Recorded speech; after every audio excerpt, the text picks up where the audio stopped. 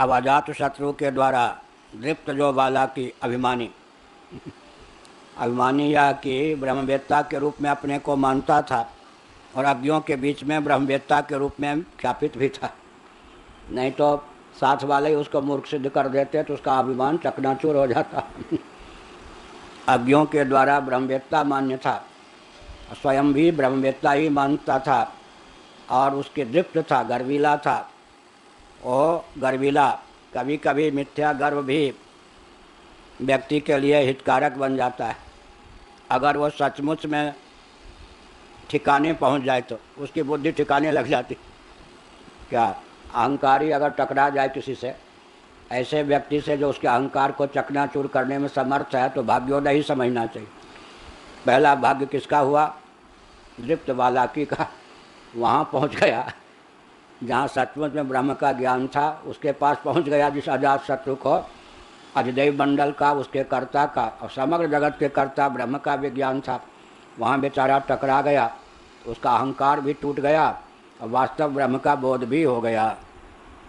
प्रारब्ध जब अच्छा होता है ना, तो अहंकार भी क्या करता है, अच्छी जगह पहुंचा करके व्यक्ति का कल्याण कर देता है। रघुगण कहाँ जा रहे थे? पालकी पे चढ़ के भगवान कपिल का दर्शन करने वन में ढूंढने के वन में रहते हैं, अधिकतर इस वन में रहते हैं। अब रास्ते में दैवयोग से पालकी ढोने वाले में एक की कमी पड़ गई, जड़ भरत को घसीट कर बाकी 3 ढोने वालों ने लगा दिया। अब वो बेचारे चीटी चीटा बचा के चलने वाले, फिर ब्राह्मण, फिर परमहंस और फिर पालकी ढोने का अभ्यास भी कहा। तो पालकी का हिलना डुलना स्वाभाविक था।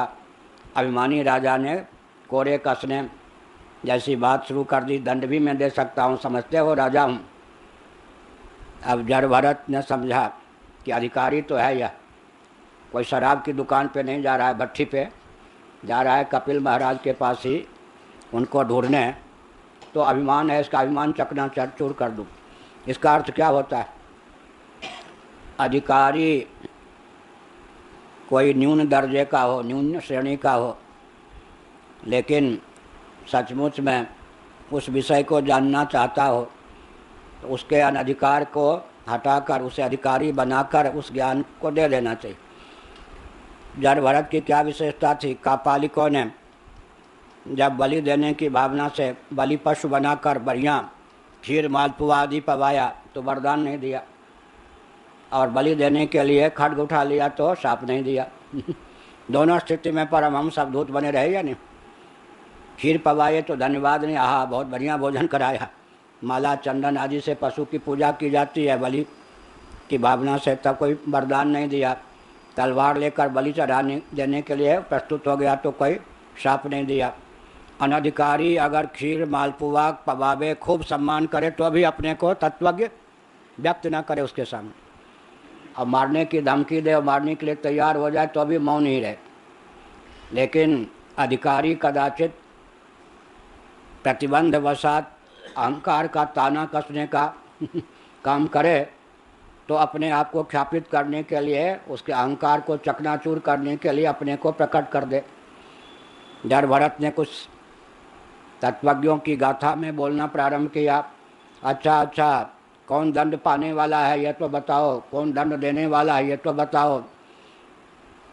मिट्टी का कंधा, मिट्टी की पालकी, उस पर तू बैठा है मिट्टी का लौंदा। तब सोचा ये तो बड़ा विचित्र भाषण करता है, सामान्य मनुष्य पालकी ढोने वाला नहीं है। झांका तो देखा कि यज्ञों पर भी थे। अरे अरे, तब तो ब्राह्मण है, मैं तो क्षत्रिय हूँ, अपराध हुआ। पालकी नीचे करवा के क्षमा मांगी। तब वहाँ पर फिर महाराज आप तो कौन हैं बताइए, आप तो परमहंस लगते हैं, कहीं कपिल मुनि ही तो इस रूप में नहीं आ गए। उसके अहंकार को पोंछ कर क्या और अंत में उसे तत्व का उपदेश भी दे दिया।